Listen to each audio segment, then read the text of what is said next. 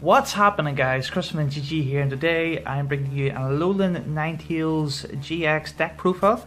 Go run through the list, run through the explanation of choices, and then at the very end, as usual, we will talk about the place that this deck has in the current meta.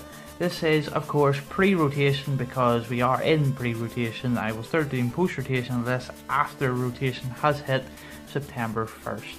So let's start off with the Ninetales line. We've got 2 GX, accompanied by the 2 new Alolan Ninetales. The reason, in my opinion, why this deck will be a contender this format, but we'll get on to that at the end. If you're not sure what this does, Luminous Barrier, prevent all effects of attacks, including damage, done to this Pokemon by your opponent's GX or EX Pokemon. Just think of how many decks this format rely on a GX or EX Pokemon, and then that will obviously be able to tell you just how good this card is. And then finishing off, we have 4 Alolan Vulpix. The reason I'm playing 5 is because you usually have like a spare one of these, usually use one for Beacon, and then the 2 for evolving up. So I usually only really have like 2 Ninetales out, and then depending on the matchup, have like 1 or 2 of these out. This could obviously be brought back by Rescue Stretcher, so I don't believe you need like a 4 or 2-2, or yeah, 4-2-2. I think 4 3-2s really good. Just obviously means when this is prized, it's fine, you've got another one. And yeah, that's essentially it. If you do draw dead copies of any of the Ninetales, it's fine because this game has Ultra Ball and Sycamore, so you get use out of your dead cards. So we'll run out into the sub-engine of the deck, which is Octillery, just a 2-2, kind of normal I think. This is a normal ratio you play of Octillery in any deck that plays it, such as Gardevoir. This is just your draw support. Drop it down with like Ultra Ball, or like if you get End, this is just really good because it keeps your early game and late game up. So I believe that is really good, and obviously it's a water, so you can put Aqua Patches, water stuff onto it. You can play Dive Ball to get it for the amount of time you have Dive Ball left, so that's why we're playing Octillery for the late game, especially when you start getting ended down to 2, 3, 1 cards. Then we're playing 3 Tapu Lele because like there's so many good supporters in this deck, you just want to be able to search them. As we know, the best starting in the game this format is Tapu Lele, either by Ultra Ball or just hard drawing it into Bridget to get your stuff sorted. So that is why I'm playing 3 Tapu Lele. Then the 1 Tech Espeon EX, I talked about this in my video. I believe that this is actually a really strong card this format. Miraculous Shine, devolve each of your opponent's Pokemon or they put their highest stage evolution on it into your opponent's hand. So essentially, if your opponent has rare candied up and they haven't went down the stage 1 route, this really hurts, especially if they pumped 2 or 3 rare candies into their bench, which means they only have 1 rare candy left. So they're probably not going to be playing out their main cards anytime soon. So I do believe this is a really strong card, and it has its place in the deck. This could be a Tapu Koko promo if you want. This could be Glaceon EX if you want, because it obviously has more synergy using the waters. But I just believe that, like I said, with the rare candy, this card can be really good. But there are some other options that you can play instead. So running on to the supporters, you've got the standard 4 Sycamore, 3N until post-rotation. I'll be playing probably 4 this, just because you can't BS Secret back. Then for the one-offs, you got 1 Bridget. You can play 2 of this if you want. I just think that it's only really good early game. Yeah, you can prize it and that hurts, but I don't believe that having this clutter is worth running a second one just to always have it turn 1. Professor Cookie, this card is really good. The extra 20 damage comes in so often, and being able to draw extra cards is sweet. X-Maniac, we know how good this card is. Team Flare Grunt, I like this card for discarding DCEs off the likes of Gardevoir or any sort of matchups like that. This can be a second Bridget if you want, as perfectly up to you. This could be an Olympia, Pokemon Center Lady, whichever you want. I just think that discarding an energy really puts your opponent behind and puts them under pressure. Teammates, this card is really good, especially when you allow one of the Vulpixes to die sometimes because you're just beaconing. So being able to go into like Tabby Lele into this to search like any 2 cards in the deck, specifically DCEs, I just think that's a really good combo. 1 Lysander, 1 Guzma to finish off the supporters, just 1 of each because Lysander still has its use, especially late game when you don't really want to switch your stuff about. You have the Pokemon out ready to do the killing. So Lysander for game just comes in really clutch. So that is the supporters. Like I said, I talked about a couple of cards you can play instead of the supporter line I'm playing. It is completely up to you. That is just a sort of like skeleton supporters you can play.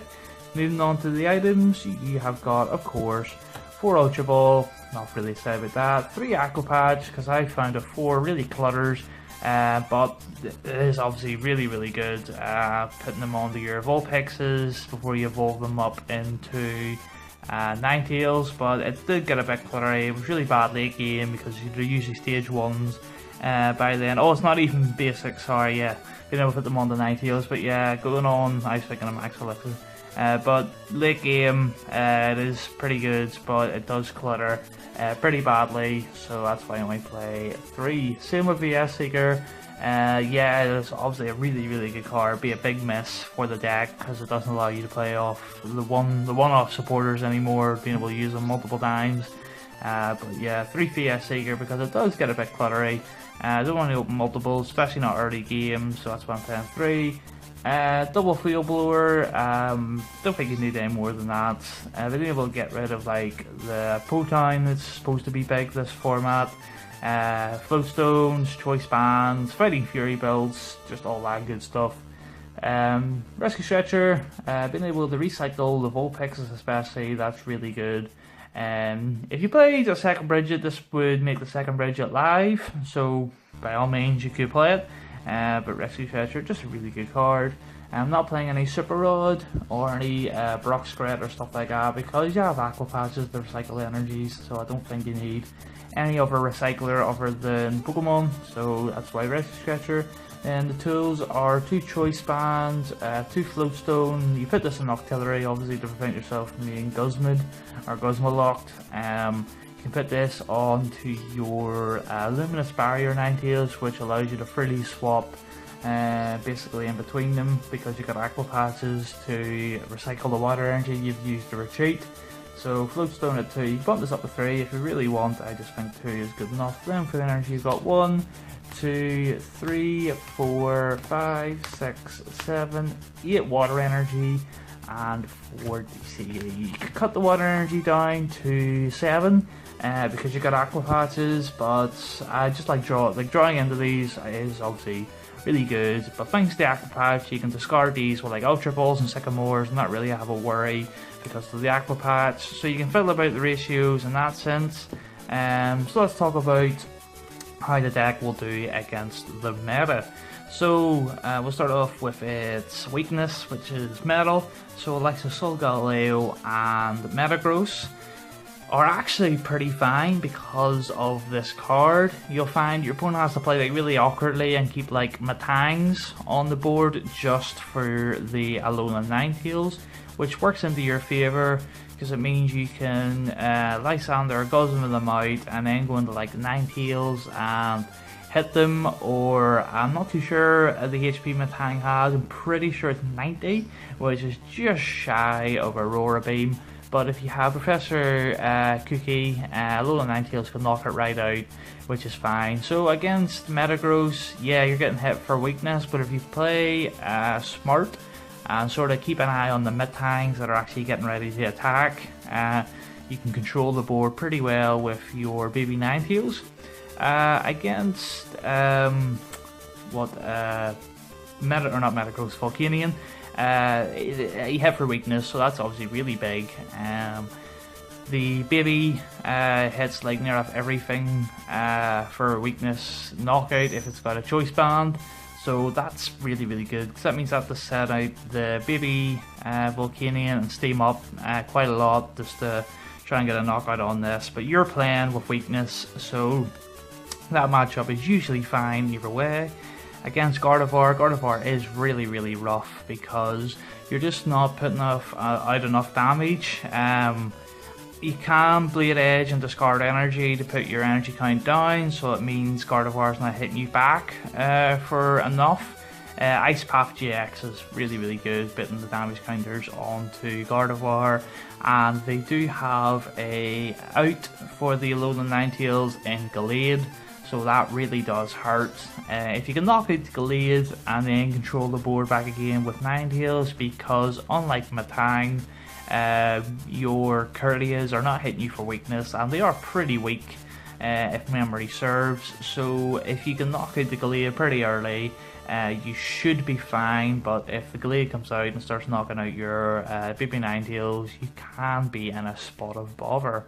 The Mirror, I've never played the Mirror, so I can't really comment.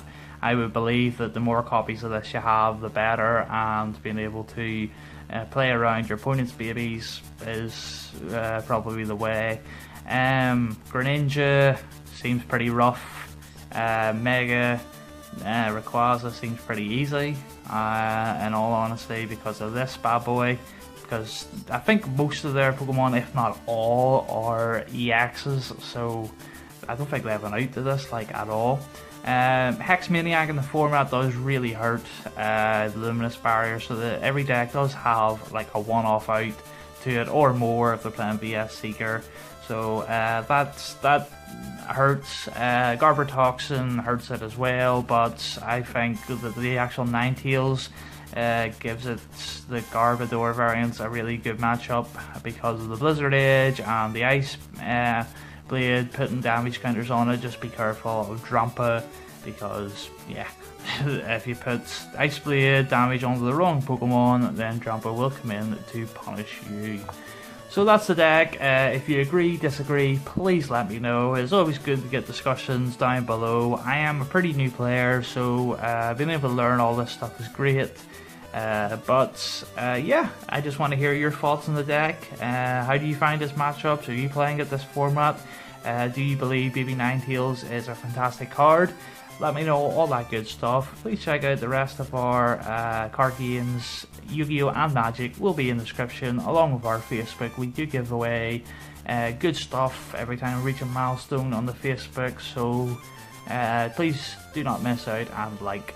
So there you go guys, this is the deck. But for now, this is Chris from NGG signing.